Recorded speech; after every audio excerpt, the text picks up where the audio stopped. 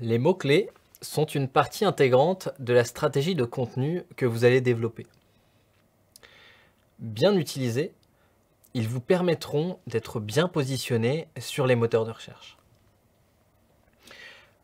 On schématise généralement le volume de recherche global sur une thématique par un graphique formant une traîne. Dans la première partie de cette traîne, on trouve des requêtes courtes. Il en existe une petite diversité, mais un grand nombre.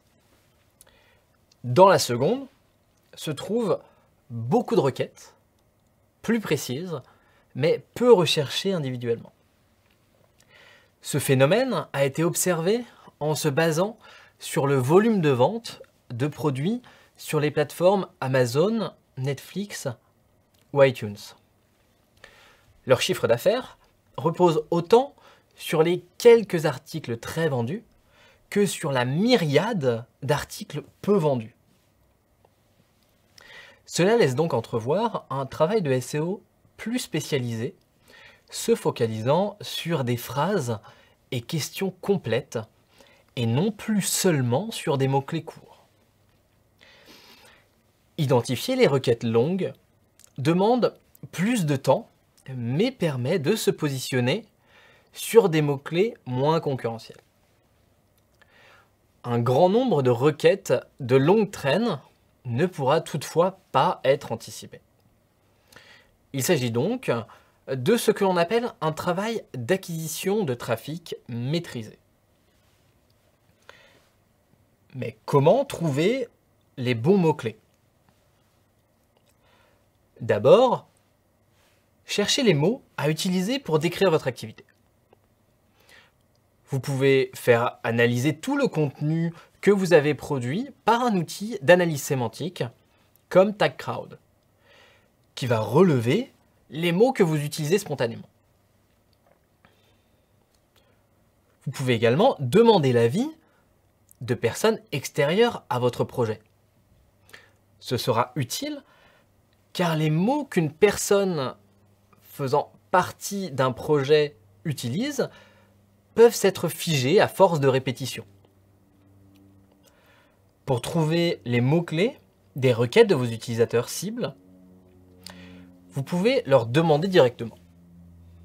Ou vous pouvez vous appuyer sur la palette d'outils SEO disponibles en ligne. Il existe des outils d'aide au choix des mots-clés dans le cadre des campagnes SEA, comme Google Keyword Planner ou Bing Ads, ou encore des outils d'analyse des grandes tendances de recherche, comme Google Trends. Pour les outils de SEA, se créer un compte sur la plateforme dédiée est nécessaire. Vous pouvez aussi vous appuyer sur les fonctionnalités Related Searches avec des outils comme Google Suggest ou Yahoo Search Assistant. Des outils comme Ubersuggest vont venir compléter ce travail. D'autres services se sont développés pour aider les experts SEO. Certains sont très complets et payants, comme SEMrush, Udainsight ou Ranksplorer par exemple. D'autres sont gratuits, mais de qualité variable, comme SEO Book, WordTracker ou WebRankInfo. Lors de votre quête de mots-clés, vous devrez aussi faire un travail de recherche autour des fautes d'orthographe qui sont effectuées par les internautes. Cela vous permettra de capter le trafic qui fait des fautes de frappe, par exemple. Vous pouvez le faire en intégrant des articles qui contiennent des fautes, même si cela est risqué en termes de réputation. Vous pouvez aussi choisir de ne pas les prendre en compte, mais il faut tout de même savoir que cela existe. Les logiciels Good Keyword ou Keywords Typo Generator vont vous permettre d'identifier les fautes qui reviennent souvent. La présence ou non d'accent rentre dans la catégorie des fautes d'orthographe. Les volumes de résultats montrent que la version avec faute est moins concurrentielle. Lorsque vous aurez recherché les mots-clés qui vous définissent et ceux que vos cibles sont susceptibles de rechercher, vous devez aboutir à une grande quantité de mots-clés. Alors, sur quoi baser vos choix de mots-clés? 4 critères sont à prendre en compte. Il s'agit du potentiel commercial de vos mots-clés, de l'adéquation avec la proposition de valeur de votre entreprise, du volume de recherche, ainsi que de la faisabilité. En effet, certains mots-clés sont difficiles à atteindre car trop de gros sites sont positionnés.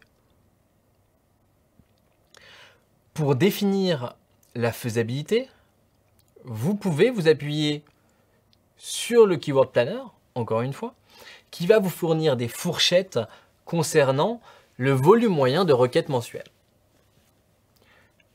Lorsque l'outil affiche un tiret plutôt qu'un nombre, cela signifie que le volume de recherche est très faible. Un autre élément va vous renseigner sur la faisabilité d'un mot-clé. C'est le nombre de pages potentiellement déjà optimisées pour ce mot-clé. Il suffit de poser la bonne question à Google en faisant précéder votre requête de OINTitle : Jusqu'à 5000 pages de résultats, la concurrence est plutôt faible. Au-delà de 10 000, vous entrez dans une démarche difficile.